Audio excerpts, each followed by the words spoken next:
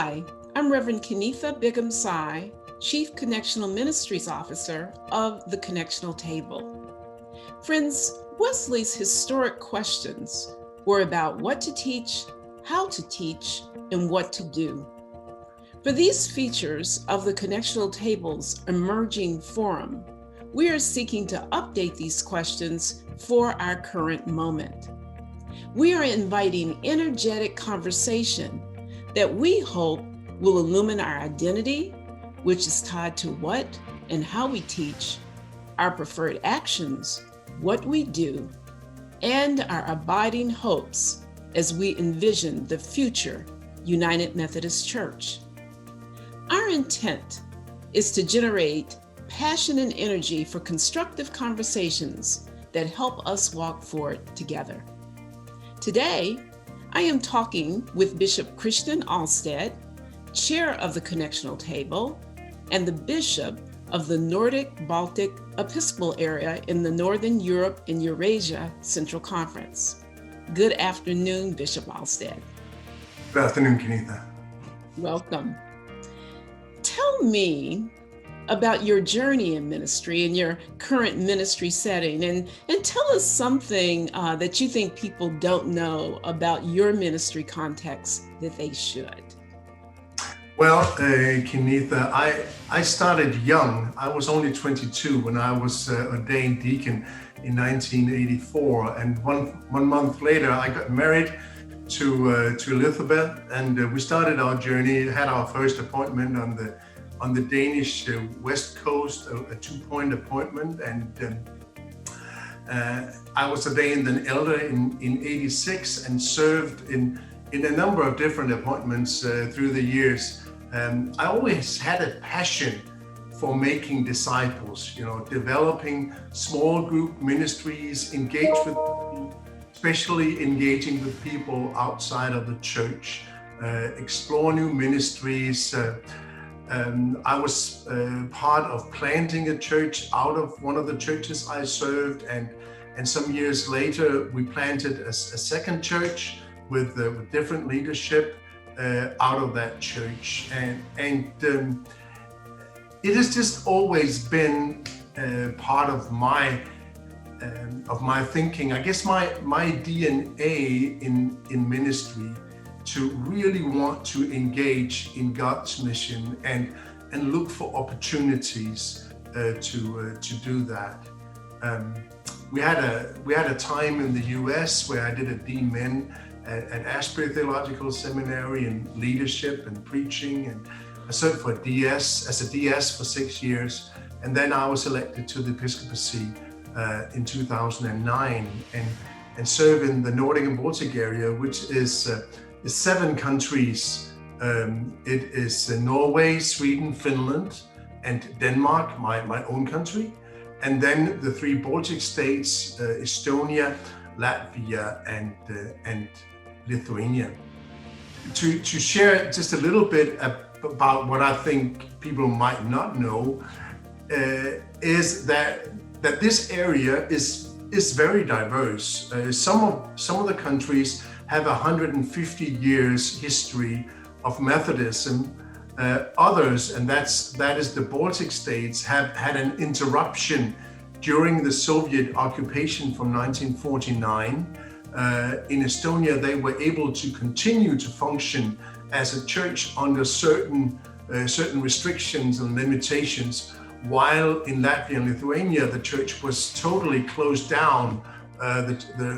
We lost all of our churches, and people were not allowed to gather as Methodists. But the church was restarted in the mid-90s. And so it's a young church in Latvia and Lithuania. It's a very theologically diverse area, also socially, socio-economic, diverse area. In the Nordic countries, we have a state church system with a very high membership. It's a Lutheran church.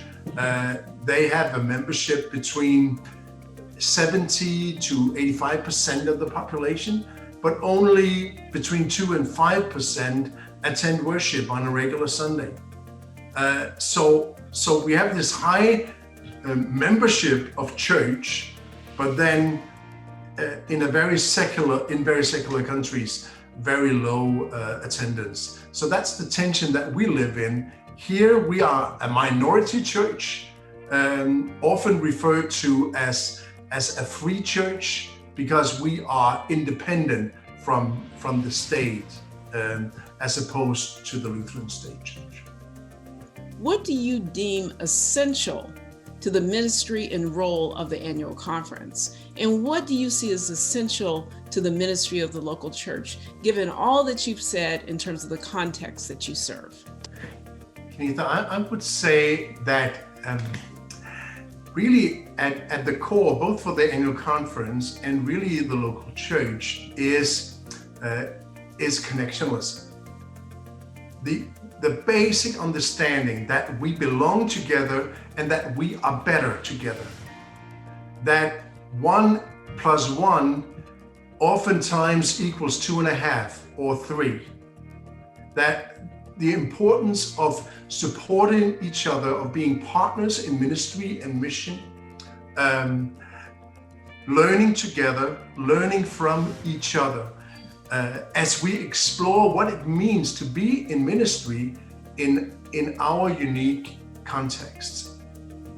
So mission and pursuing God's mission, both for the local church and for the annual conference, it's really at the core. I want to quote from one of my friends, Martin Atkins, the former General Secretary of the British Methodist Church, who said that Methodism can best be described as a discipleship movement shaped for mission. And I think that really describes what we're about, what the local church should be about, and what the annual conference should be about. Now, many are talking and thinking about what the future of the United Methodist Church might be. You've talked about a discipleship movement directed toward mission. What does that church look like from a worldwide perspective? And is it even a worldwide church when you think about connectionalism? Some are grappling with those questions right now. Yeah, that's true. That's true. Oh yeah, to me, it's definitely a worldwide church. I think that is one of the things that characterizes us as Methodists. That our view is global. What is also very important when we think about what a future Methodist church would look like is an understanding of who we are. I find that best expressed really and very short in our doctrinal heritage, where it says our struggles for human dignity and social reform have been a response to God's demand for love, mercy, and justice in the light of the kingdom. We proclaim no personal gospel that fails to express itself in relevant social concerns, and we proclaim no social gospel that does not include the personal transformation of sinners. This, to me, is at the very core of who we are as Methodists, and no matter what the future church look like, this needs to be at the very core of that church. So that is an important part. You'll remember that 5 to 10 years ago, not only in the Methodist Church, but across the world, we spoke about the global village. We spoke about globalization, and at that time, globalization was a positive thing. That was something that we were striving towards. The world was coming together. And we used that expression, a global village. But now we talk about separation. We talk about walls. Our leaders promote nationalism.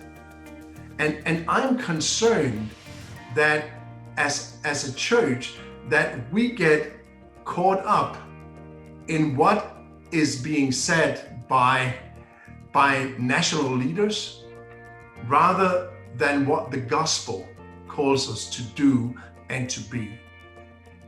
And I think the gospel calls us to be in connection with each other. The gospel sees us as one people, as the people of God. It doesn't speak about borders. It doesn't speak about boundaries. It speaks about us being called from darkness out into his wonderful light. We have become one people. And I think that is something that we need to hold on to in a time that tries to move us in a different way, in a different direction. And what you're laying before us is truly the challenge that we're facing. We exist within our social and national contexts. And right now, you see a lot of talk about borders and the rise in nationalism. I've even been reading recently about the rise in Christian nationalism within the United States. How does the church begin to counter this? What do we do? That was one of Wesley's historic questions. What do we do when we want to hold on to that theology that you have so beautifully described that defines who we are biblically and theologically, but yet we're challenged in terms of how to live that out in our relationships within the church. And our connectionalism is challenged right now. How do we do this? What do we do to get us to the place that you so eloquently describe? You alluded to Wesley's question, his original conference questions, where the first was what to teach. And I think it's very much about our teaching. It's very much about our theology. Sometimes we have a hard time distinguishing between theology and culture. And I think we need to hold the two apart. We need to be very clear what is the gospel and what does our culture say. They don't always contradict each other, but there are times when our culture or where the current rhetoric in our culture is moving us away from the core of the gospel. So I think it is our task as leaders, as bishops, it's part of our teaching office to really emphasize this and emphasize the core of the gospel.